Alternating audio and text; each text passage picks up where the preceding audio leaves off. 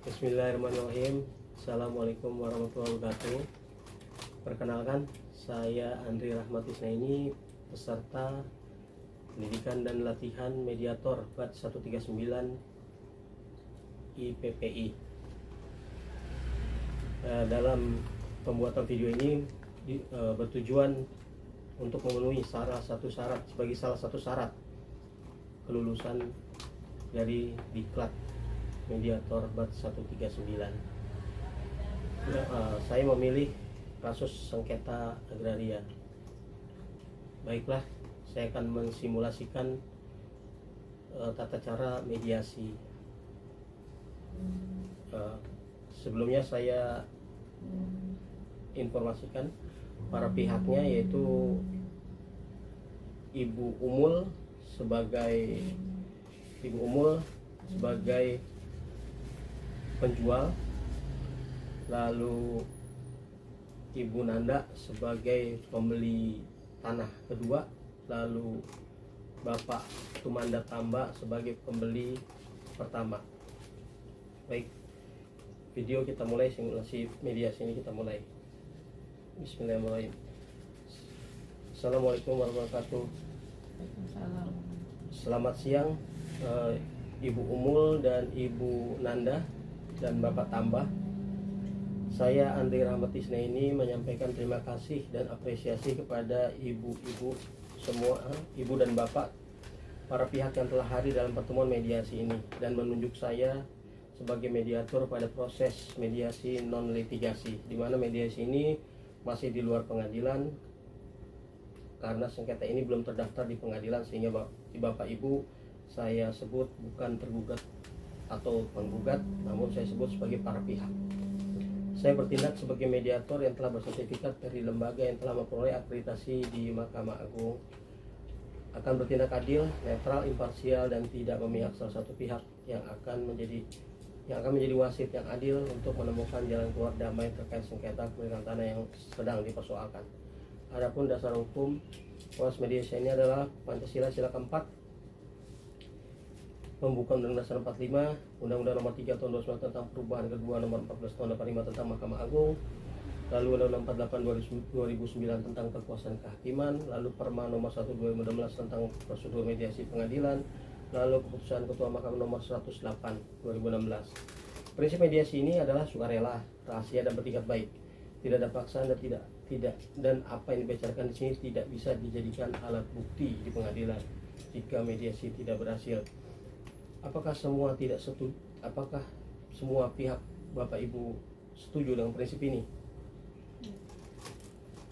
Ya, baik.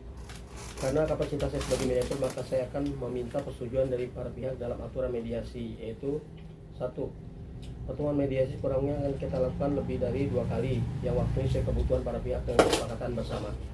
2. Proses mediasi dapat juga dengan cara online apabila para pihak menyepakatinya. 3. Pertemuan mediasi juga dapat bersifat kaukus, di mana saya dapat mengundang masing-masing pihak secara terpisah untuk menggali harapan atau keinginan masing-masing pihak. Pada mediasi ini, saya akan memberikan kesempatan waktu penyampaian atau pemaparan masalahnya dan ataupun usulan proposal perdamaian secara berimbang. Dan dari paparan masalah dari para pihak dan atau usulan proposal perdamaian yang saya peroleh dari para pihak, maka saya akan menginventarisir masalah sehingga dapat mengagendakan pertemuan mediasi selanjutnya. Subjek utama pada proses mediasi adalah pihak prinsipal, pihak yang bersengketa, namun dapat diwakili oleh kuasanya jika memang berhalangan yang beralasan, namun tentunya dengan persetujuan pihak lainnya. Para pihak juga dapat melibatkan ahli atau pihak-pihak yang dapat membantu dalam penyelesaian ini, namun tentunya dengan persetujuan pihak lainnya. Pada agenda mediasi akhir, saya selaku mediator akan menyusun laporan akhir dari seluruh rangkaian mediasi yang telah kita lalui untuk dapat ditangani bersama oleh para pihak apapun hasilnya. Atas aturan ini, apakah Bapak Ibu dapat menyepakatinya? Baik, jika semua setuju, maka kita mulai mediasi ini. Baik, untuk mulai mediasi ini saya akan memberi kesempatan kepada masing-masing pihak untuk memperkenalkan diri dan menjelaskan masalah dari sudut pandangnya. Mohon bergiliran tanpa menginterupsi pihak lainnya yang sedang menyampaikan pendapat.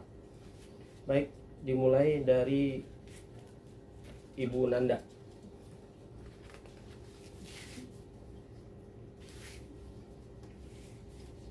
Iya, Ibu Nanda silakan. Saya selaku pembeli tanah dari Bapak Harun pada bulan Februari 2023. Transaksi kami lakukan di warung kopi dengan akadnya jual beli. Saya bermaksud membangun rumah di atas tanah itu. Namun saat saya mulai membangun, muncul seseorang yang mengaku sudah membeli tanah yang sama dari istri Pak Harun sejak tahun 2020.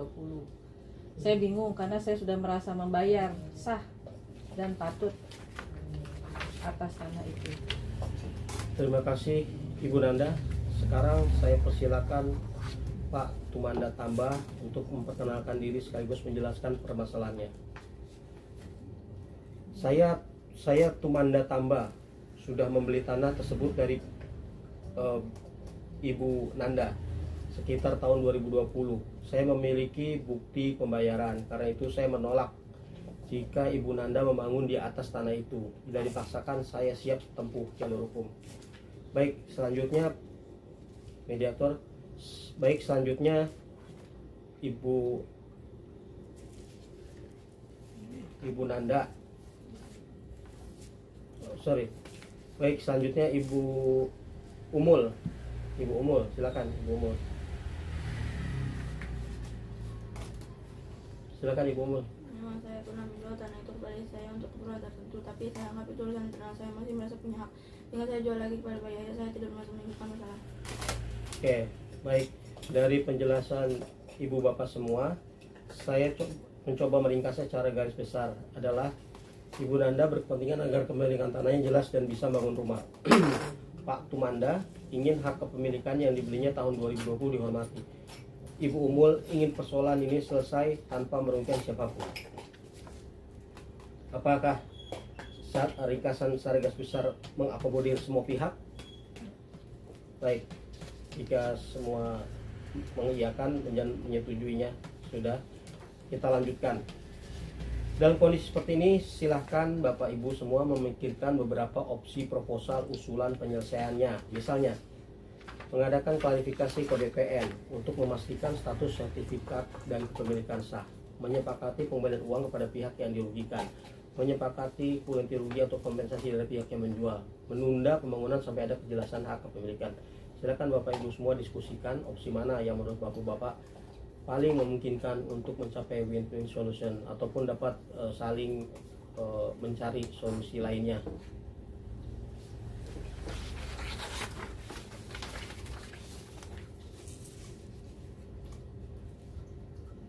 Saya hanya ingin kepastian hukum. Kalau memang tanah itu tak bisa jadi milik saya ingin uang saya dikembalikan. Oke. Iya, saya Tumanda. Saya ingin hak diakui, tapi saya bisa memahami kalau harus ada solusi damai yang win-win solution. Ibu Umul, silakan.